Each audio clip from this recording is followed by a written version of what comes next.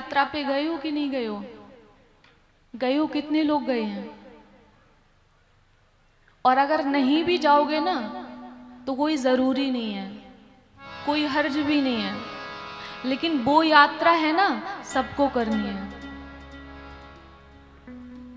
और कहते हैं ना कि इच्छा रूपी सामान जितना कम होगा, जीवन जीने में आनंद उतना अधिक होगा। तो इसलिए इच्छाओं का त्याग करिए, जरूरत को पूरा करिए, आवश्यकताओं को पूरा करिए। जो आवश्यकता क्या है, मैंने बहुत बार बोला है, रोटी कपड़ा और मकान, ये हमारी आवश्यकता है। तो इस आवश्यकता को पूरा करिए।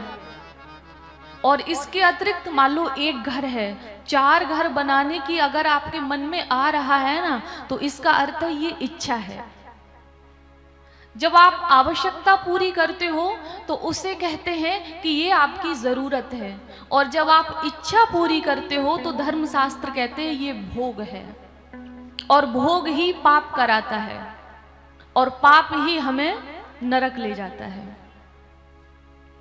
भीष्म पितामह ने अपने जीवन काल में पुण्य किए थे, ब्रह्मचर्य का पालन किया था, गौ माता की सेवा की थी, दीन दुखियों की सेवा की थी, बस एक ही पाप किया था। और पाप करने के कारण क्या हुआ? 58 दिन तक सैया मिली उनको। वो अपने जीवन काल में भक्त रहे थे, इसलिए भगवान ने उनको दर्शन दिया। भगवान ने कभी उनको वचन दिया था, इसलिए भगवान ने उनको दर्शन दिया। क्या ये हमारे जीवन में संभव है? और ये संभव तब है जब हम कहीं ना कहीं 24 घंटे में भगवान से जुड़े रहेंगे। 24 घंटे में 1 घंटा तो भगवान को देंगे ही देंगे। 1 घंटे कौन रहता भगवान के साथ 24 घंटे में? फिर कहाँ रहते हो भाई? भगवान भी घर में है, आप भी घर में ही हो। तो ध्यान करते रहिए और काम करते रहिए। देखिए, एक कथा आती है, मांडव्य ऋषि थे। मांडव्य ऋषि, कितने लोगों ने कथा सुनी है ये? आर्या पंडित कोई बुलाया है, मुझे लग रहा है इससे पहले कोई कथा सुनाई नहीं आपने, आपको किसी ने। मांडव्य ऋषि थे तो बहुत बड़े धर्मात्मा थे, भजन करते थे। तो एक दिन कुछ चोरों ने राजा के यहाँ चोरी की। सो चोरी का सामान बहुत सारा था, लेकर भागे। तो राजा के जो सैनिक थे उनको पता लग गया, जो पहरेदार रहते थे, कि चोरों ने चोरी की और सामान लेके भाग रहे हैं। तो चोर आगे आगे और राजा के जो रक्षक थे, जो सैनिक थे, वो पीछे पीछे। जब चोरों को कहीं जगह नहीं मिली तो उन्होंने क्या किया कि मांडव्य ऋषि साधना कर रहे थे, तो उनकी कुटिया में अपना सामान छुपा दिया और खुद भी साधु का वेश बनाकर बैठ गए। और जब सैनिक पता करते करते आए तो उन्होंने देखा कि ये संत बैठे हैं, और ये बाकी जो थे पहचान तो नहीं थी उनकी। तो हो न हो कि चोर आस पास ही हैं। और जब कुटिया में चेक किया तो पता चला कि सारा सामान उसी कुटिया में मिला, क्यों चोरों ने उनकी कुटिया में छुपा दिया था और वो साधना में बैठे हुए थे। मांडव्य ऋषि, ध्यान से सुनिएगा कि हम अपने जीवन काल में जो भी करते हैं ना, उसकी सजा जरूर मिलती है। धर्मराज युधिष्ठिर ने एक झूठ बोला था, और अगर सच पूछो तो वो झूठ भी ऐसा नहीं था, उसकी भी उनको सजा मिली थी। तो जैसे ही राजा के सैनिक आए, सामान भी मिल गया, तो मांडव्य ऋषि को भी पकड़ लिया और साथ में चोरों को पकड़ा और उनको भी पकड़ लिया और सीधा ले जाकर राजा के सामने पेश किया और कहा कि राजा साहब, ये देखो, ये संत के रूप में चोर हैं, इनकी कुटिया से ही सारा सामान बरामद हुआ है, बताओ इनको क्या सजा देनी चाहिए। तो राजा ने कहा कि सबको सूली पे चढ़ा दो। सूली का मतलब समझते हो? तो फिर बताने का मतलब ही क्या है? ये कहा कि सबको सूली पे चढ़ा दो, और जैसे ही सूली पे चढ़ाया तो चोर तो सबके सब मर गए, लेकिन मांडव्य ऋषि उस सूली के ऊपर भी साधना करने लगे।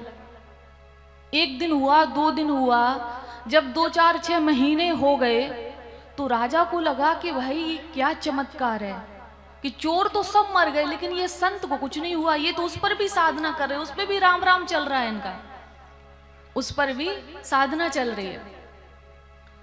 तो राजा ने कहा कि हो ना हो कि तुम लोगों को गलत फहमी हुई है, इनको सूली से उतारा जाए। और जब सूली से उतारा और राजा ने उनसे माफी मांगी, क्षमा मांगी कि क्षमा कर दो, हम आपको शायद नहीं पहचान पाए, पर आप ऐसे नहीं हो, वो चोरों की गलती थी, आपका कोई अपराध नहीं, आप हमें माफ कर दीजिए। उनसे तो कुछ नहीं कहा मांडव्य ऋषि ने, सीधे धर्मराज के पास लगे जाके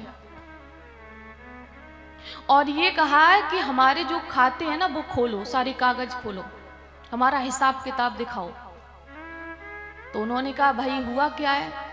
बोले किस अपराध की ये हमें सजा मिली है जो हम महीने तक सूली पे चढ़े रहे, कौन से अपराध की सजा मिली है, मुझे ये तो पता चले कि हमने कौन सा अपराध किया है। हमने तो जिस दिन से आंखें खोली उस दिन से साधना की है, भगवान का ध्यान किया है, भगवान के नाम का जाप किया है, फिर ऐसा कौन सा अपराध बन गया कि जिसके परिणाम स्वरूप हमको ये सूली मिली, हमको बस इतना बता दो। तो उन्होंने अपना हिसाब किताब खोला, सब कागज खोले, तो कहा कि जब तुम बहुत छोटे थे बच्चे, तब एक पतिंगा के पुच्छ भाग, पुच्छ यानी पूंछ, एक पतिंगा की पूंछ में तुमने एक सींक, जैसे झाड़ू की भी सींक होती है ना, ऐसे तुमने उसको चुभोया था, उसकी तुम्हें यह सजा मिली है कि तुमको सूली पर चढ़ा दिया गया। वो गुस्सा गए बहुत तेजी से, बोले जब बाल्यकाल में तो ये ज्ञान भी नहीं होता क्या धर्म है क्या अधर्म है, और तुमने हमें मतलब उसकी इतनी बड़ी सजा दी कि हमें सूली पे चढ़ा दिया, और इतने दिन जो धर्म कर्म किया उसका क्या। देखिए मैंने बहुत बार कहा है, किसी को अगर ये लगे ना कि आपके पड़ोस में गंगा जी हैं, इसलिए कि गंगा स्नान करने से पाप धुल जाते हैं, क्षमा करना आप लोग, जब तक धर्म में पाप धोने की सुविधा रहेगी ना तो व्यक्ति अधर्म से निकलेगा ही क्यों? सोचो, निकलेगा ही क्यों? उसको पता है कि झूठ बोलो गंगा स्नान कर लो, किसी का गला दबाओ गंगा स्नान कर लो, किसी की चोरी करो गंगा स्नान कर लो। अब आप लोगों के मन में ये आ रहा होगा तो फिर गंगा स्नान का व्यर्थ है, तो क्या गंगा पापों को नहीं धोती है?